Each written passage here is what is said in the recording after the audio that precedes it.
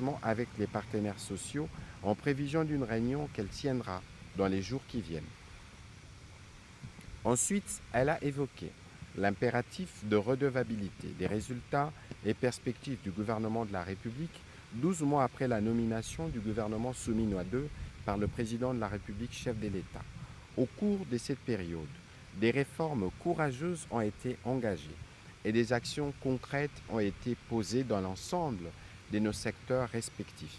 Le moment est venu d'en rendre compte à nos concitoyens dans un exercice de transparence et de redevabilité destiné à renforcer le lien de confiance avec la nation, a déclaré la Première ministre. C'est dans cette perspective qu'elle a approuvé le projet de communication gouvernementale intitulé Panel de redevabilité, un an d'action du gouvernement Souminois II, soumis par le ministre de la Communication et Médias, porte-parole du gouvernement.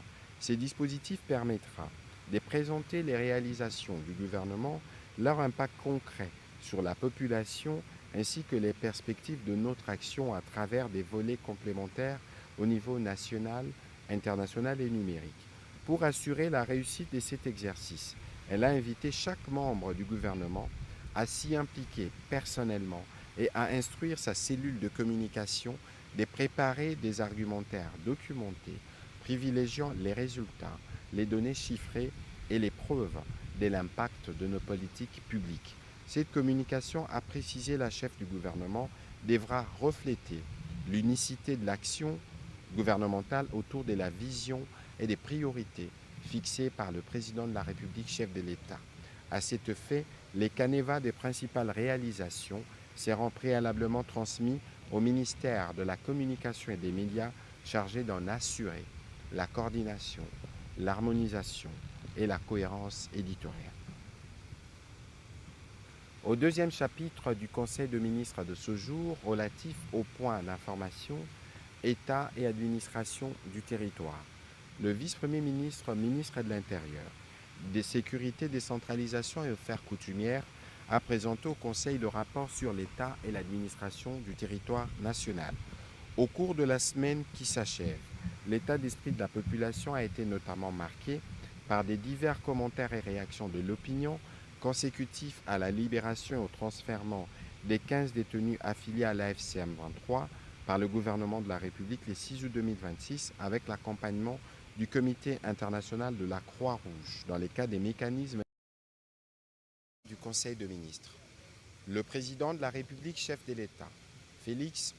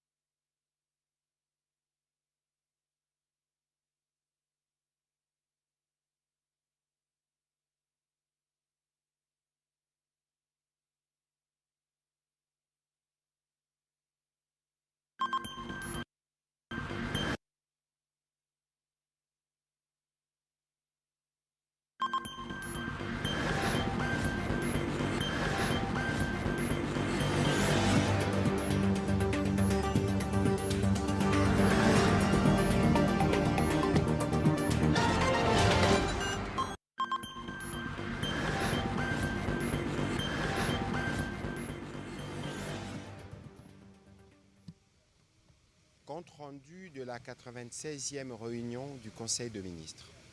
Le président de la République, chef de l'État, Félix Antoine Tshisekedi Tshilombo, a présidé ce vendredi 14 août 2026 à la Cité de l'Union africaine, la 96e réunion du Conseil de ministres. 4 points étaient inscrits à l'ordre du jour, à savoir 1.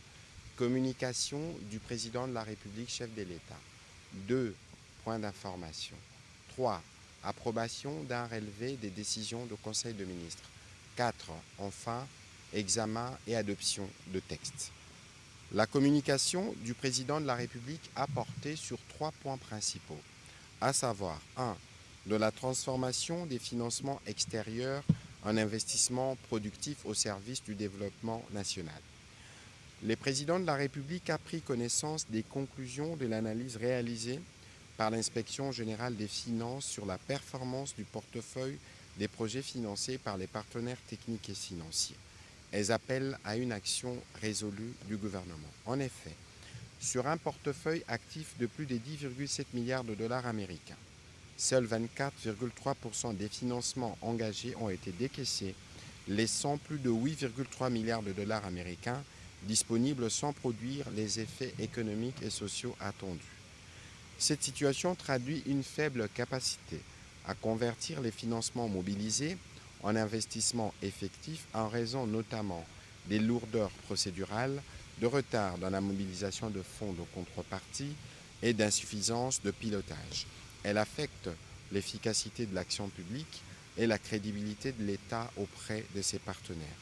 D'où la nécessité d'instaurer une culture de l'exécution et des résultats afin que chaque financement mobilisé produise un impact concret sur les conditions de vie de nos populations.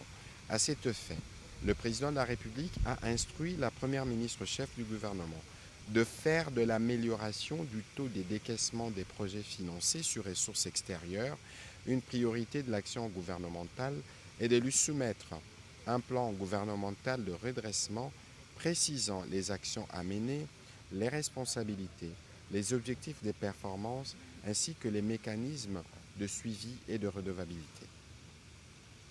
Il a enjoint au vice-premier ministre, ministre du Budget, au ministre d'État, ministre du Plan, ainsi qu'au ministre des Finances, de garantir la disponibilité des fonds de contrepartie, de simplifier et de digitaliser les procédures relevant de leurs compétences et de renforcer la coordination avec le partenaire technique et financier. Les ministres sectoriels ont été également instruits d'identifier et de lever sans délai les obstacles affectant leurs projets et d'en assurer un suivi régulier fondé sur des indicateurs de performance. En outre, la Première ministre devra mettre en place un mécanisme interministériel permanent de suivi adossé à un tableau de bord national permettant de suivre pour chaque projet les décaissements, l'état d'exécution, les contraintes et les mesures correctives. Enfin, le président de la République a instruit l'Inspection générale des finances, dans le respect de ses attributions, à poursuivre son travail d'accompagnement, d'alerte et d'évaluation de la performance de ces projets. Le deuxième point de la communication du président de la République a porté sur la nécessité de garantir une rentrée scolaire 2026-2027 apaisée, effective et inclusive sur l'ensemble du territoire national. À l'approche de la rentrée scolaire 2026-2027, le président de la République a appelé le gouvernement à une mobilisation soutenue afin de garantir à chaque enfant congolais l'exercice effectif de son droit à l'éducation. Une attention particulière devra ainsi être accordée à la préservation de la paix sociale à travers un dialogue permanent avec les enseignants, le respect des engagements souscrits par le gouvernement et la consolidation des acquis de la gratuité de l'enseignement en vue d'assurer une reprise effective et régulière des enseignements dès le premier jour. Cette préparation devra intégrer les enjeux éducatifs, socio-financiers, sanitaires, sécuritaires et de mobilité, avec une attention particulière aux enfants du Nord Kivu et du Sud Kivu affectés par le conflit et par l'occupation. À cet effet, le président de la République a chargé la Première ministre de coordonner un dispositif gouvernemental spécial de préparation et d'accompagnement de la rentrée scolaire 2026-2027, garantissant notamment, avec l'appui de partenaires, la continuité des apprentissages et la prise en charge des enfants déplacés ou privés d'un accès régulier à l'école dans les zones concernées. Il a instruit la ministre d'État, ministre de l'Éducation nationale, d'intensifier les dialogues avec les partenaires sociaux, de faire le point sur l'exécution des engagements du gouvernement et de prendre toutes les dispositions nécessaires pour garantir une rentrée effective, apaisée et sans perturbation des enseignements. Le vice-premier ministre, ministre du Budget, les ministres des Finances ont été enjoints, chacun en ce qui le concerne, de sécuriser la prise en charge des engagements financiers du gouvernement dans les secteurs de l'éducation et d'en assurer l'exécution diligente afin de prévenir toute tension susceptible d'affecter les bons déroulements de la rentrée scolaire. Au plan sanitaire, le président de la République a instruit la ministre d'État, ministre de l'Éducation, le ministre de la Santé, en collaboration avec les autorités provinciales, de renforcer la prévention et la surveillance sanitaire en milieu scolaire, notamment l'hygiène, l'assainissement et les mécanismes d'alerte, particulièrement dans les provinces exposées aux risques épidémiologiques. Enfin, le vice-premier ministre, ministre de l'Intérieur, le vice-premier ministre, ministre de Transport, ainsi que les autorités provinciales compétentes, particulièrement celles de la ville de Kinshasa, ont été instruits d'arrêter un plan spécial de circulation routière et de sécurisation de la rentrée ciblant les principaux axes, les heures de pointe et les abords des établissements scolaires. La réussite de cette rentrée devra se mesurer à notre capacité à anticiper les actions correctrices, à assurer la continuité des enseignements, à préserver la paix sociale et à garantir à tous les enfants congolais où qu'ils se trouvent un accès effectif et sécurisé à l'éducation. Aucun enfant congolais ne doit être laissé au bord de l'école, a insisté le président de la République. Les derniers points de la communication du président de la République a porté sur la valorisation des ressources énergétiques, pétrolières et gazières nationales. Notre pays dispose d'un potentiel énergétique exceptionnel qui doit constituer l'un des principaux leviers de son émergence économique, de son industrialisation et de l'amélioration des conditions de vie de notre population. À cet égard, le président de la République a souligné la nécessité de renforcer notre coopération avec la République de l'Ouganda dans les domaines des hydrocarbures, particulièrement pour les ressources pétrolières du bassin transfrontalier du lac Albert. La continuité géologique des réservoirs pétroliers au-delà des frontières impose, lorsqu'un gisement est partagé, une approche concertée permettant d'en assurer une exploitation optimale et équitable. Il a instruit à cet effet la ministre d'État, ministre des Affaires étrangères, ainsi que la ministre d'État, ministre des Hydrocarbures, d'approfondir cette question et d'élaborer, en collaboration avec son cabinet, une feuille de route visant à renforcer la coopération avec l'Ouganda dans le strict respect de nos intérêts nationaux, de la souveraineté permanente de l'État sur ses ressources naturelles, ainsi que des exigences environnementales et des protections de communautés locales. Dans les mêmes ordres d'idées, faisant suite à la récente mission effectuée à Luanda par la ministre d'État, ministre des Hydrocarbures, concernant la zone d'intérêt commun partagée avec la République d'Angola, ainsi que la question de l'accès aux eaux profondes, il a instruit la ministre d'État, ministre des Affaires étrangères, la ministre d'État, ministre des Hydrocarbures, de travailler étroitement avec son cabinet, de lui soumettre un rapport approfondi sur l'état de ces dossiers, leurs enjeux et les options permettant de préserver au mieux les intérêts de la République. Par ailleurs, la ministre d'État, ministre des Hydrocarbures, devra, en collaboration avec son cabinet, procéder à un état des lieux exhaustif du secteur pétrolier et gazier national. Celui-ci devra notamment couvrir les actifs et réserves disponibles, les permis de recherche et d'exploitation, l'état d'avancement des projets, les partenariats en cours, les contraintes au développement du secteur, ainsi que les perspectives d'exploration, d'exploitation, de transformation et de valorisation des hydrocarbures. Une attention particulière devra également être accordée aux infrastructures de transport, de stockage, de raffinage et de commercialisation. Le président de la République a souligné que les conclusions de cet exercice devront permettre au gouvernement de disposer d'une vision actualisée et stratégique du portefeuille pétrolier et gazier national, afin d'en améliorer la gouvernance, d'attirer davantage d'investissements, d'accroître la production nationale et de maximiser sa contribution au développement économique et social du pays. Dans cette perspective, il a instruit la ministre d'État, ministre des Hydrocarbures, de mettre en place un cadre permanent de concertation entre les principales parties prenantes du secteur et d'accélérer les réformes nécessaires pour faire des hydrocarbures un véritable levier d'industrialisation, de création d'emplois et des souverainetés énergétiques de la République démocratique du Congo. Avant de clôturer sa communication, le président de la République a félicité la ministre de la Jeunesse et Éveil patriotique pour la mobilisation des jeunes et les mémorandums qui en est ressorti et qu'il a bien reçus. Comme de coutume, il restera très attentif aux demandes des jeunes et il accordera le moment venu la suite qu'ils requièrent. Dans la suite de la communication du président de la République, la première ministre chef du gouvernement est revenue sur les enjeux de la rentrée sociale 2026 qu'elle souhaite apaiser sur toute l'étendue du territoire national. Elle a souligné la nécessité de faire un état de lieu rigoureux des engagements pris envers nos partenaires sociaux. Cette démarche concerne les secteurs de l'administration publique, de l'éducation nationale, de la santé publique ainsi que de l'enseignement supérieur, universitaire, recherche scientifique et innovation technologique. Cette mise à jour, a-t-elle insisté, permettra d'identifier les contraintes opérationnelles ou financières afin de proposer des arbitrages stratégiques.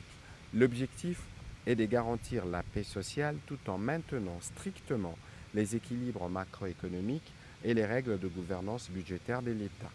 Dans cette volonté de maintenir les dialogues avec les partenaires sociaux, la Première ministre a demandé au vice-premier ministre, ministre du Budget, au vice-premier ministre, ministre de la Fonction publique, à la ministre d'État, ministre de l'Éducation nationale, au ministre des Finances, au ministre de la Santé, au ministre de la Santé ainsi qu'à la ministre de l'Enseignement supérieur, chacun en ce qui le concerne, de mettre à jour les niveaux d'exécution de tous les engagements avec les partenaires sociaux en prévision d'une réunion qu'elle tiendra dans les jours qui viennent.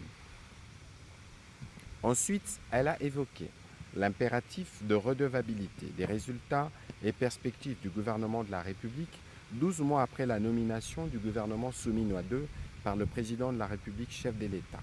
Au cours de cette période, des réformes courageuses ont été engagées et des actions concrètes ont été posées dans l'ensemble de nos secteurs respectifs.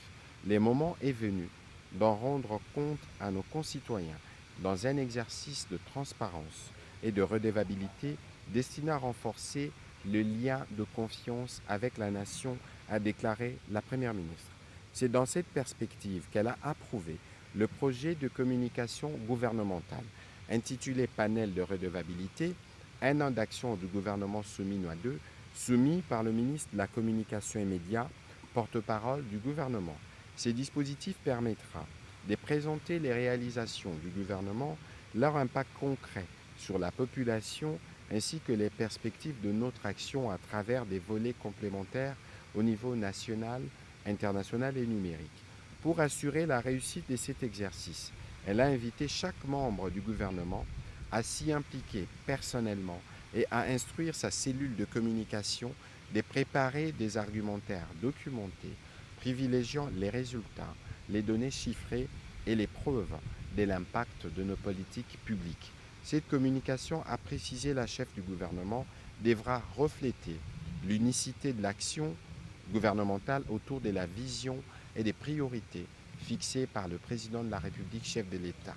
À cet effet, les canevas des principales réalisations seront préalablement transmis au ministère de la Communication et des Médias chargé d'en assurer la coordination, l'harmonisation et la cohérence éditoriale.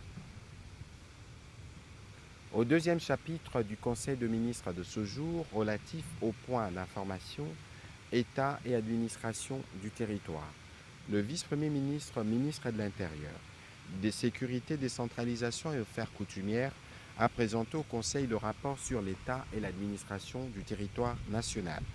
Au cours de la semaine qui s'achève, l'état d'esprit de la population a été notamment marqué par des divers commentaires et réactions de l'opinion consécutifs à la libération et au transfèrement des 15 détenus affiliés à l'AFCM 23 par le gouvernement de la République le 6 août 2026 avec l'accompagnement du Comité international de la Croix-Rouge dans les cas des mécanismes de Doha, Qatar et Montreux en Suisse. Au sujet du banditisme et de la criminalité, il a évoqué la poursuite par la police nationale de la traque de criminels colonis à travers l'opération Dobo.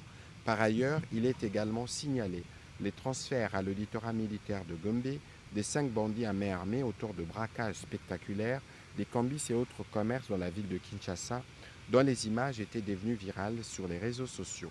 Sur un autre volet, il a fait rapport de la réunion interministérielle axée sur les retours des déplacés dus au conflit Mbole et Lengola en province orientale, dans la province de la Chopo, que le ministère a organisé le 11 août 2026, laquelle a abouti aux résolutions ci-après.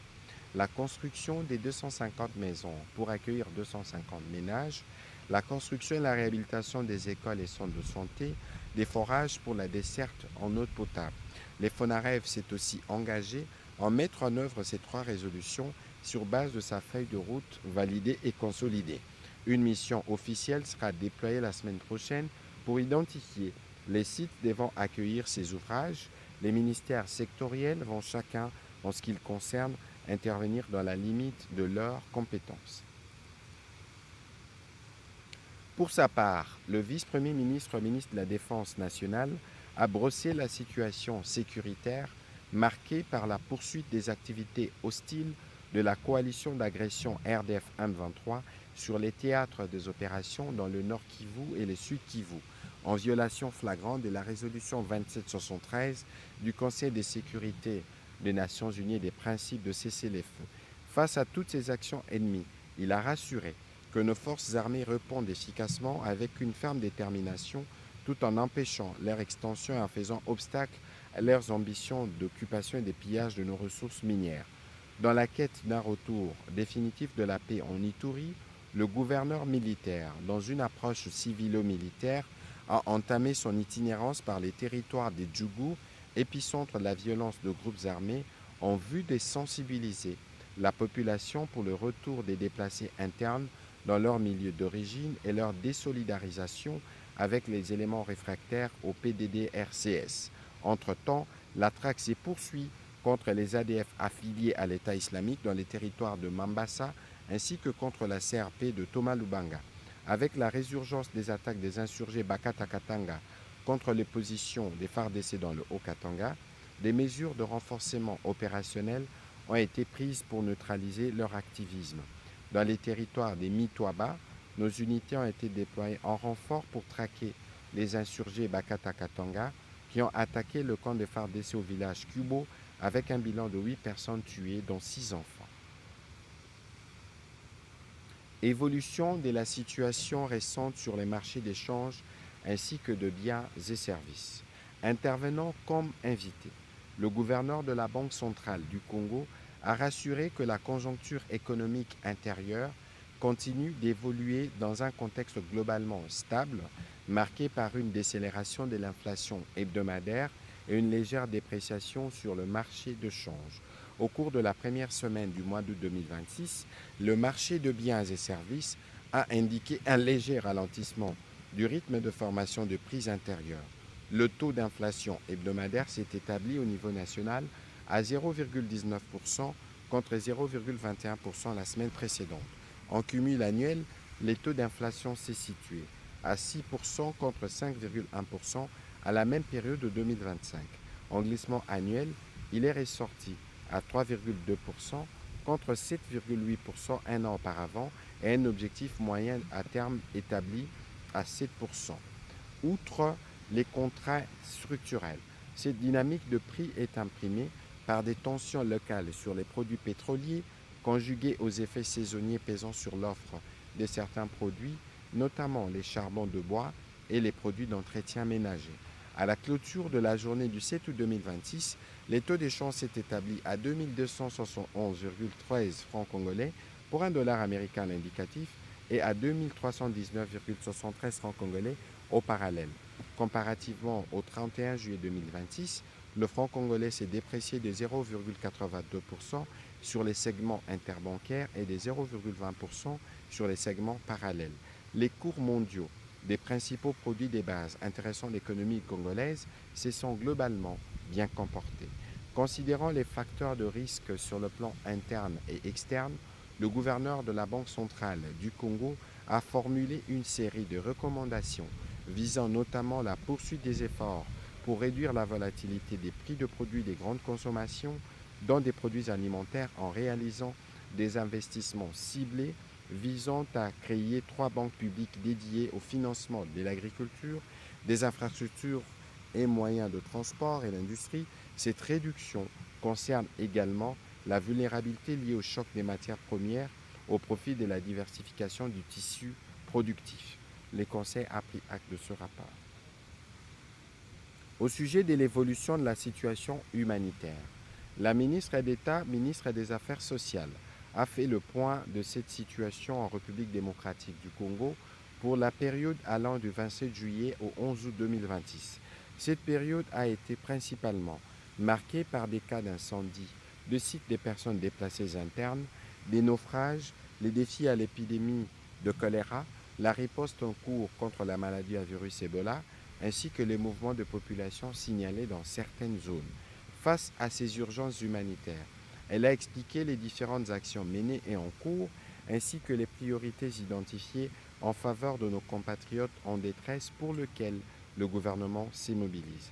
La ministre d'État, ministre des Affaires sociales, Action humanitaire et solidarité nationale, a réitéré la volonté du gouvernement de poursuivre les déploiements d'une aide coordonnée aux victimes. L'objectif demeure d'apporter une réponse durable fondée sur l'actualisation constante des besoins, les relèvements de communautés et la consolidation de leur résilience.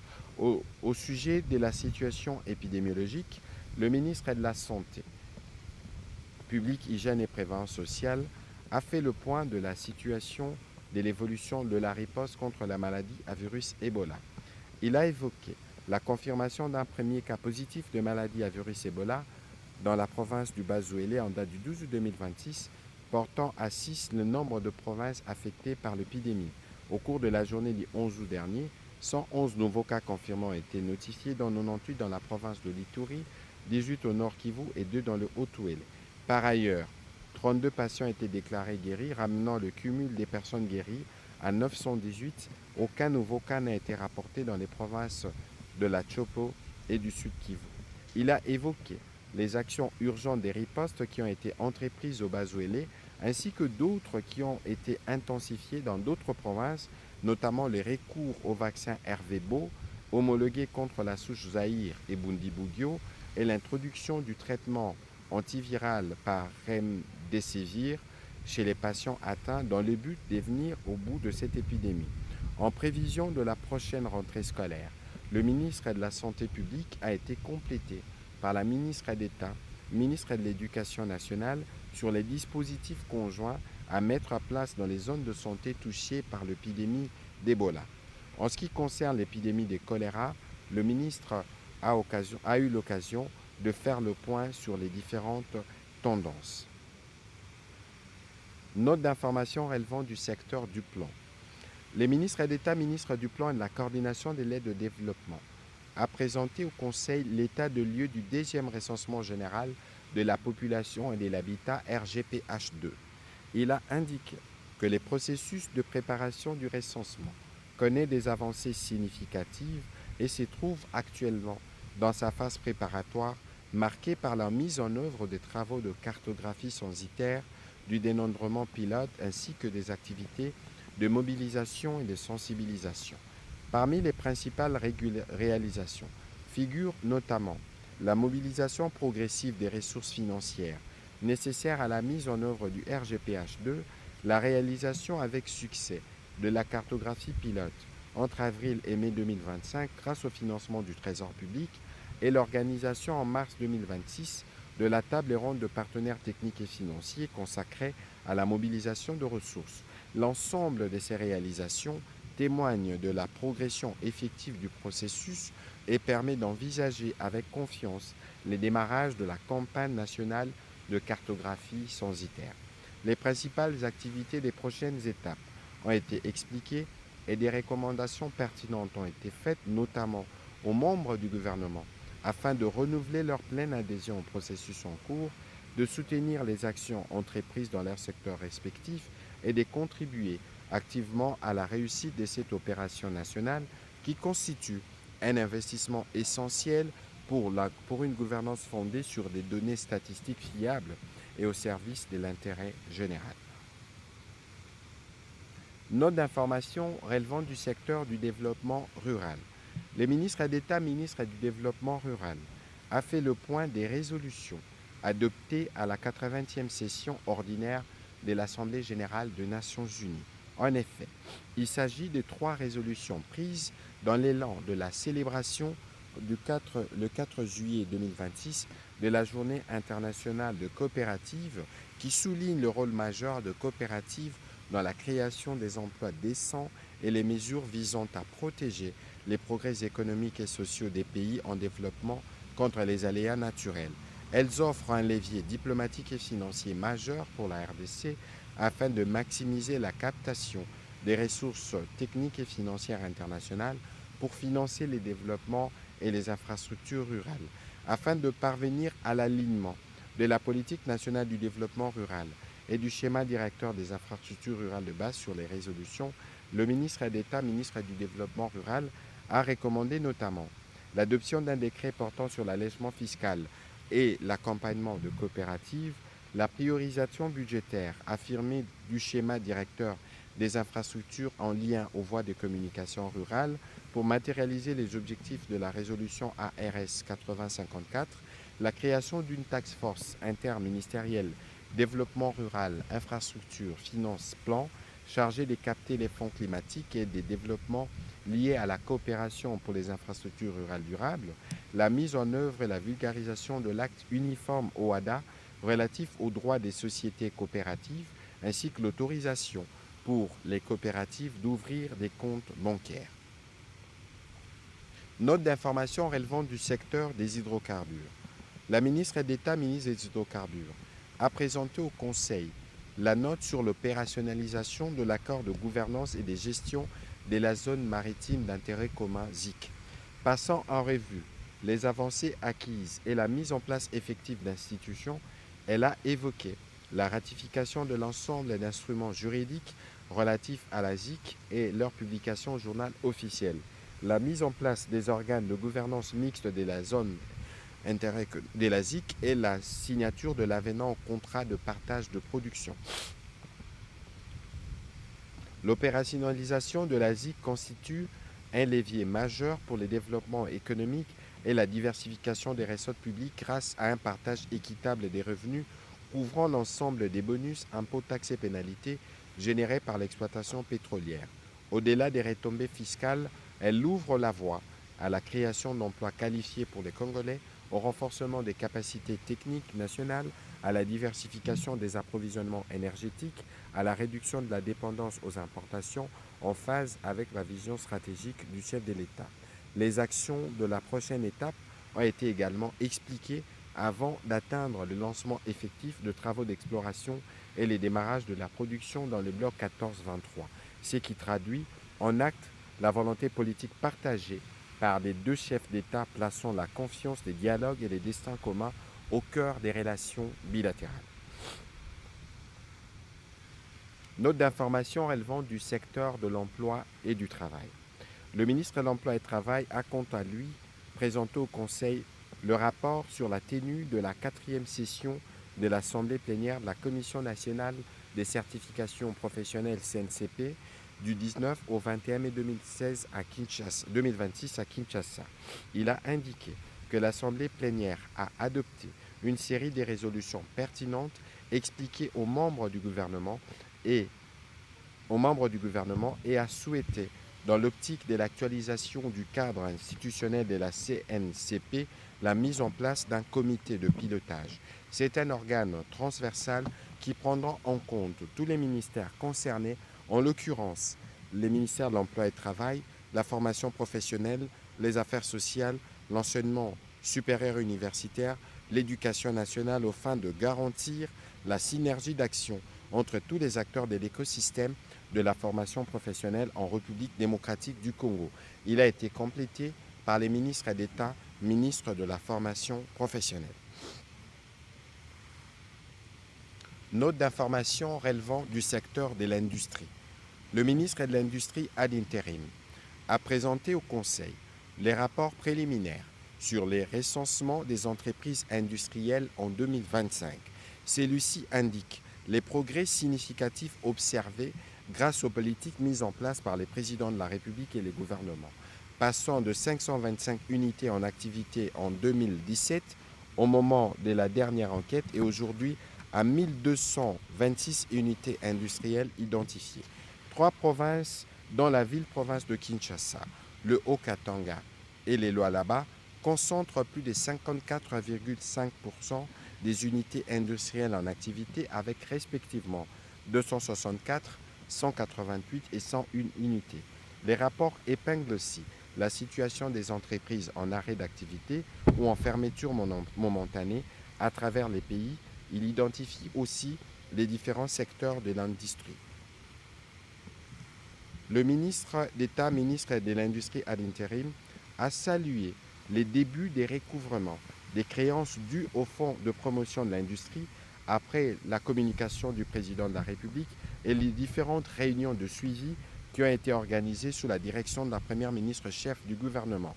Les fonds ainsi mobilisés pourront être investis dans les financements d'autres projets industriels pour poursuivre l'industrialisation du pays. Recommandant la poursuite de ces processus de recouvrement, le Conseil a pris acte de ces rapports. Note d'information relevant du secteur de l'aménagement du territoire. Le ministre de l'Aménagement du territoire a présenté au Conseil la note sur l'approbation des principales recommandations et la feuille de route issue de l'atelier sur l'aménagement intégré du territoire national tenu du 4 au 5 août 2026. Il a indiqué que ces assises ont permis de dégager un consensus inédit entre les ministères concernés, les partenaires techniques et financiers, ainsi que la société civile. L'émergence économique de la RDC dépend moins de l'adoption des nouvelles politiques sectorielles que de la cohérence de leur mise en œuvre sur le territoire national. Avec des politiques ambitieuses dans les domaines de l'agriculture, pêche et élevage, mines et hydrocarbures, du développement rural, de l'industrie, des infrastructures, des ressources hydrauliques et électricité, de l'environnement, du foncier, de l'urbanisme, du numérique et du tourisme, le cadre de convergence autour d'une même vision territoriale demeure le schéma national d'aménagement du territoire. À cet effet, les recommandations de l'atelier ont conduit à 6 décisions majeures, à savoir 1. L'alignement effectif des politiques sectorielles sur les options majeures de l'aménagement du territoire. 2. L'accélération de l'affectation et de la sécurisation des espaces stratégiques destinés notamment aux grands bassins agricoles, aux zones industrielles, à l'extraction minière et la transformation, aux zones d'exploration et d'exploitation des hydrocarbures, aux corridors d'infrastructures de transport, d'énergie et de communication, aux plateformes logistiques, aux réserves foncières publiques, au développement urbain, aux aires de conservation et des protections environnementales.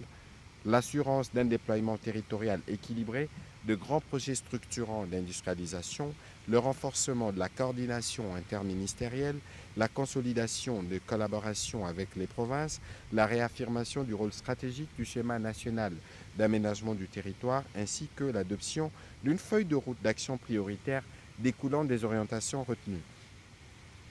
Il a sollicité la prise d'acte par les conseils de ministres des décisions précitées, ainsi que de la feuille de route issue de cet atelier afin d'engager, dans un esprit de responsabilité collective, une nouvelle étape de la gouvernance territoriale intégrée au service de l'émergence pour notre pays.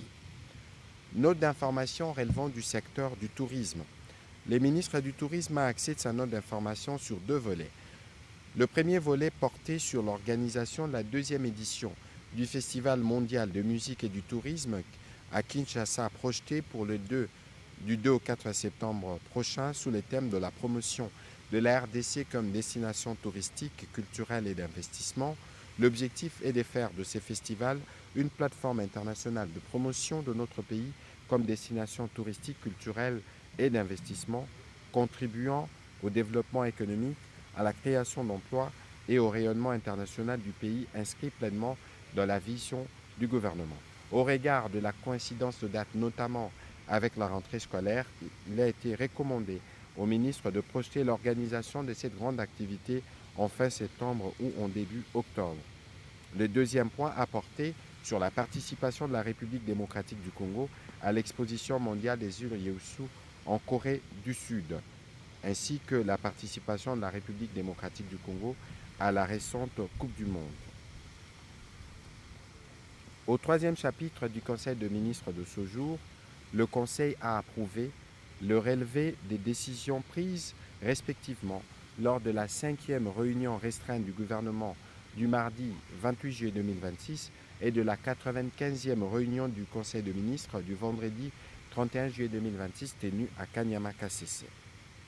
Au dernier chapitre du Conseil de ministres de ce jour, relatif à l'examen et à l'adoption des textes, le ministre d'État, ministre de la Justice et garde-sceaux, représenté par le ministre d'État, ministre de la Formation professionnelle, a soumis au Conseil pour examen et adoption les projets d'ordonnance loi portant autorisation de la prorogation de l'état de siège dans les provinces de l'Ituri et du Nord Kivu pour une période de 15 jours prenant cours le 15 août 2026. Après débat et délibération, ces projets d'ordonnance loi a été adopté. Pour sa part, le ministre des Finances a soumis au Conseil pour examen et adoption les textes ci-après. Le projet d'ordonnance loi autorisant la ratification de l'accord de prêt du 22 juin 2026 conclu entre la République démocratique du Congo et l'Association internationale de développement IDA au titre du financement additionnel du projet d'autonomisation des femmes entrepreneurs et des mises à niveau des PME pour la transformation économique en République démocratique du Congo, Transform, pour un montant de 200 millions de dollars. 2. Projet d'ordonnance loi autorisant la ratification de l'accord de prêt du 8 juin 2026 conclu entre la République démocratique du Congo et l'Association internationale de développement au titre du financement additionnel du projet d'urgence pour l'équité et le renforcement du système éducatif en République démocratique du Congo, PERS, pour un montant de 200 millions de dollars.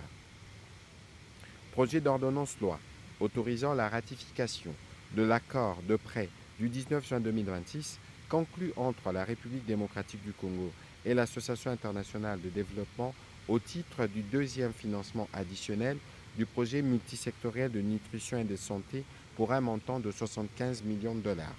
Les derniers textes, projet d'ordonnance portant approbation de l'accord de don du 19 juin 2026 conclu entre la République démocratique du Congo et l'Association internationale de développement IDA au titre du deuxième financement additionnel du projet multisectoriel de nutrition et de santé PNMS pour un montant de 6,3 millions de dollars en dons et 10 millions de dollars en dons.